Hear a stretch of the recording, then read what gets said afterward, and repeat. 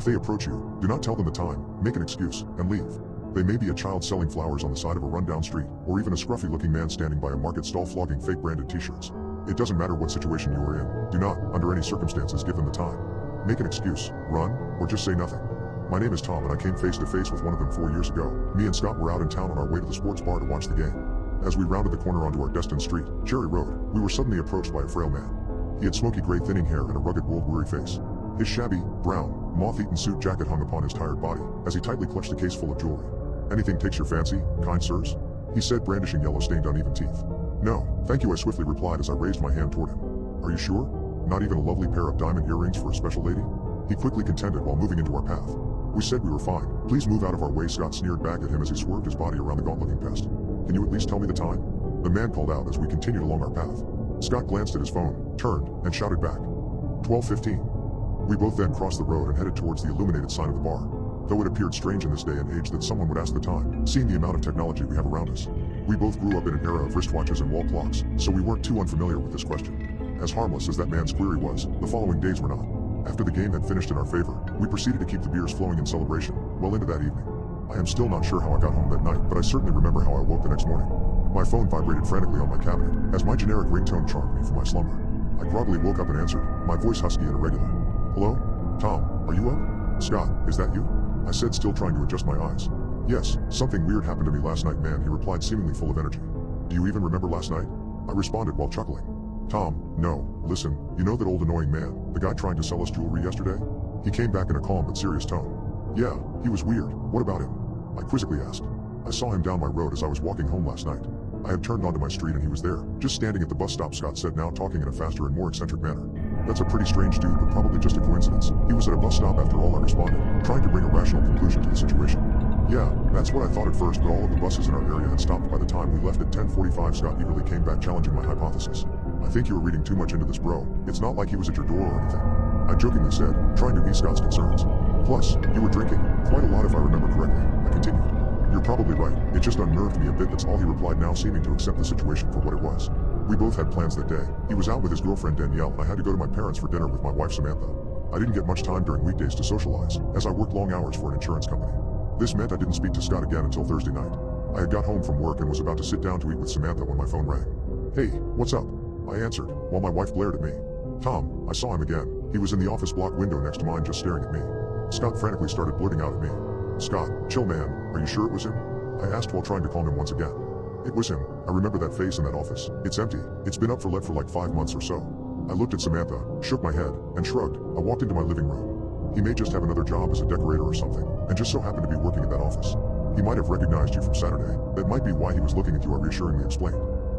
Yeah, I suppose. I've been under a lot of stress at work, with the whole takeover and all of the redundancies," Scott replied, his tiredness now filtering through into his voice. "I'm just about to eat, so I've got to go, man. See you Saturday, yeah?" I finished up our conversation while Samantha peered into the room, gesturing for me to come to eat. "Okay, sorry bro, of course, see you Saturday.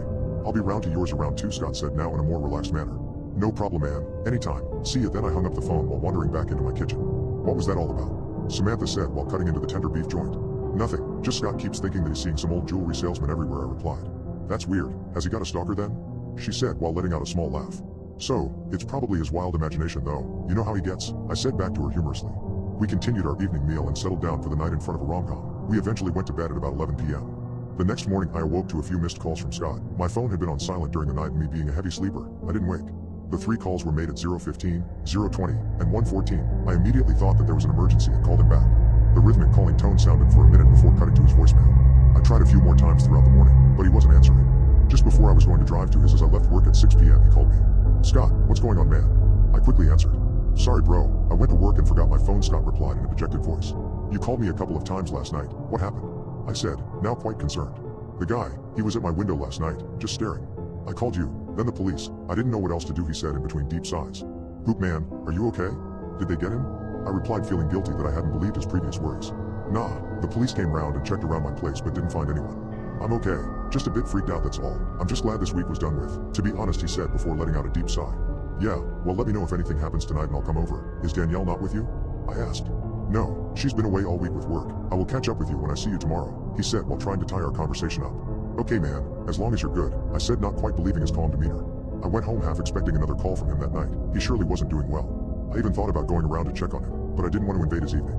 I woke the next day to no missed calls. To my relief, the police must have scared the intruder off, I thought. Scott would be over later today to watch the game, and Samantha was going over to her friends for a baby shower. The time was nearing 3 p.m. and the game would be starting soon. Where was Scott? I thought while checking my phone. I called him a couple of times, growing more and more concerned every time. With each ring, I was met with his infuriating voicemail. The game started, but my attention was on my racing negative thoughts about what may have happened. Half an hour later, my open-ended questions were answered. My phone began to ring unknown number. Hello? Good afternoon, sir. Am I speaking with a Tom Greenfield? An official-sounding voice answered. Yes. Who am I speaking to? Sorry, I hesitantly replied, expecting it to be just another cold caller. This is Detective Harmer. There has been an incident involving Mr. Scott Taylor. I believe you were due to meet with him today. Is that correct? What? Yes. He was supposed to come round. Is he okay? I choked back, a lump now forming at the back of my throat. Unfortunately, he was involved in an incident earlier today, and we would need you to come down to the police station. We will explain everything once you get here. I agreed and hung up the phone. I started to tremble as I feared the worst. The drive over to the police department was a blur, a terrifying, sickening blur. I pulled up outside and hesitantly went up to the desk. They called the detective over from the back office. I noticed Danielle, Scott's girlfriend, was sitting in the corner, her eyes red and raw, with flowing tears running down her blotchy face. The detective led me into a small room with a large rectangular mirror. He went on to tell me how Scott was involved in an RTA at 12:15 today, on the corner of Cherry Road and Oakwood Street. He regrettably passed away at the scene. My eyes began to fill as I buried my head into my shaking hands. I managed to compose myself after a few moments.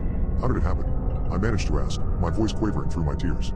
The detective began to say that there was no explainable reason why Scott lost control of the vehicle. They were busy looking over CCTV and dashcam footage to decipher the cause. I waited with Scott's parents and Danielle, each of us consoling one another just as Samantha arrived. I latched onto her as I broke down on what had become the worst day of my life. The next day we were all called back to the station, as there was an update on the investigation. We sat anxiously awaiting the pending news, and ultimately some answers. We were each called in one by one, to that same daunting room. I sat down as Detective Harmer showed me the dashcam footage from the vehicle behind Scott's BMW. I saw Scott pass the sports bar we had been drinking in, only a week before. My drifting, now upsetting memories were suddenly interrupted, as I watched the small monitor. His car neared the corner just as someone slowly emerged from his back seat. They then lunged their arm around Scott's neck as the car began to swerve. The screeching tires and smoke seemed to radiate from the screen in front of me. The video then stopped before the fatal impact. Who the duck is that? I shouted, while my breathing grew deeper and more erratic. We were hoping you could tell us? The detective replied. We are aware that Mr. Taylor had seen a man throughout the week that he believed was following him. He continued. Play the video again, I hastily said. I watched in horror as I focused on the person in the back seat. He had smoky gray thinning hair and was dressed in a shabby, old brown suit jacket. That's when I realized it was the man that was trying to sell us the jewelry. It's him, the man Scott said was following him, I said while pointing at the screen. Was he in the car as well when you found Scott? I continued. No, that's the thing. There was nobody else in the car with Mr. Taylor when we arrived. Nor did any witnesses see any other people leave the vehicle, the detective said in a puzzled tone. I began to explain to him our brief encounter with the man, saying how we had declined the jewelry and Scott had just given him the time after the man asked. I then paused and looked at the stopped dashcam footage. The time showed 12:14 and 58 seconds. It was only then that it dawned on me. A seemingly unlocked memory came to mind. Why did the salesman ask the time, when in his case, sat a row of silver-plated watches? When I had no more information to give the detective, I was allowed to leave. I had a mixture of sadness, anger, and confusion pulsating through my brain, all this anguish all at once. I spent the next few days searching for any sort of logical answer to this madness. I stumbled upon a few other stories in my obsessive search, as I went down the unexplained rabbit hole. Each experience I read was told how a stranger had asked the time for an unexpected victim, normally a friend or a family member. Once they had given them the time, they had unwillingly scheduled their death, exactly a week later, in the same location that they answered. It also described the torment the victim had endured leading up to their demise. Many described the people as demonic predators sent to this world to capture souls for the devil, while others spoke of interdimensional entities that fed on the chase of the hunt and eventually the unalive of their prey. Many of the experiences sounded all too familiar, and yet they couldn't possibly be real. The things these people were talking about did not exist. They just couldn't exist. Whatever happened to Scott in my eyes was a tragedy, but I can say with full confidence if a stranger asks me the time again, I will say nothing and get as far away from them as possible. I would advise you to do the same.